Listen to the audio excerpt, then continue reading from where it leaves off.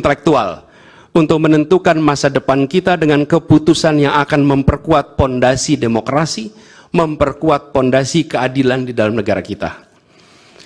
Yang mulia Hakim Mahkamah Konstitusi, kita telah menyaksikan berjalannya satu babak penting dalam demokrasi kita bulan lalu, yaitu proses pemilihan umum yang angka suaranya telah diumumkan secara resmi oleh Komisi Pemilihan Umum. Tapi perlu kami garis bawahi dan kita semua sadari bahwa angka suara tak mutlak menentukan kualitas dari demokrasi. Tak otomatis mencerminkan kualitas secara keseluruhan.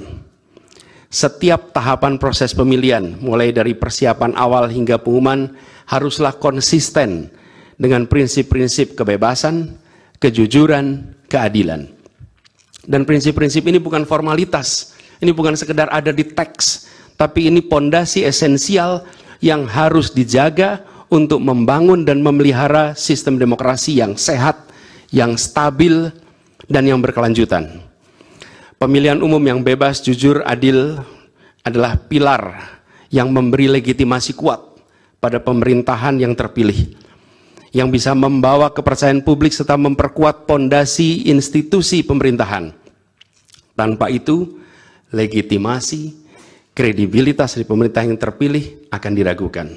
Lebih jauh lagi, pemilihan yang dijalankan secara bebas, secara jujur dan adil adalah sesungguhnya pengakuan atas hak dasar setiap warga negara dalam menentukan arah dan masa depan negara mereka sendiri.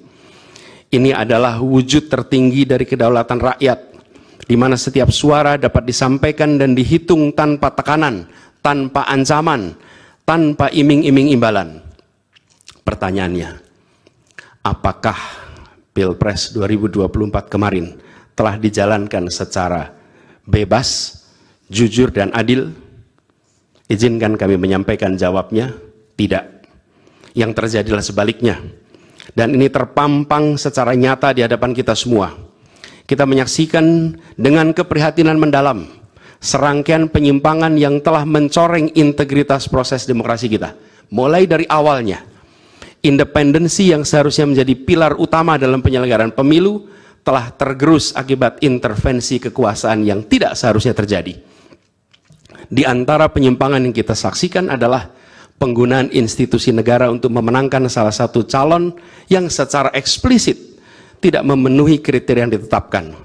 Terdapat pula praktek yang meresahkan, di mana aparat daerah mengalami tekanan, bahkan diberikan imbalan untuk mempengaruhi arah pilihan politik, serta penyalahgunaan bantuan-bantuan dari negara, bantuan sosial yang sejatinya diperuntukkan untuk kesejahteraan rakyat, malah dijadikan sebagai alat transaksional untuk memenangkan salah satu calon.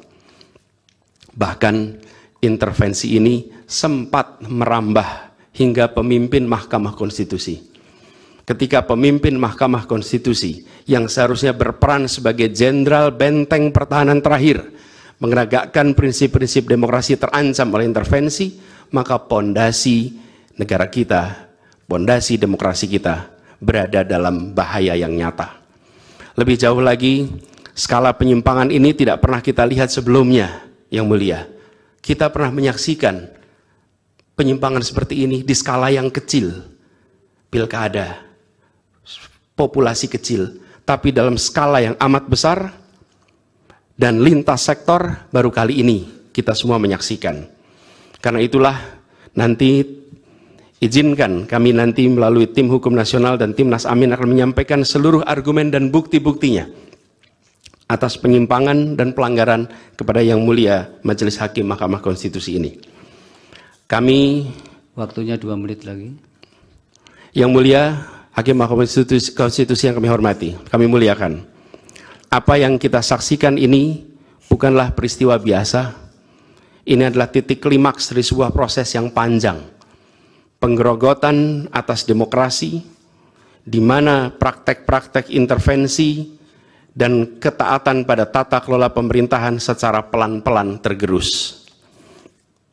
Oleh karena itu, Yang mulia Hakim Mahkamah Konstitusi, di hadapan Yang mulia kini terbentang satu momen paling krusial dalam perjalanan demokrasi kita. Di pundak Yang mulia terpikul tanggung jawab yang amat besar untuk menentukan arah masa depan demokrasi kita.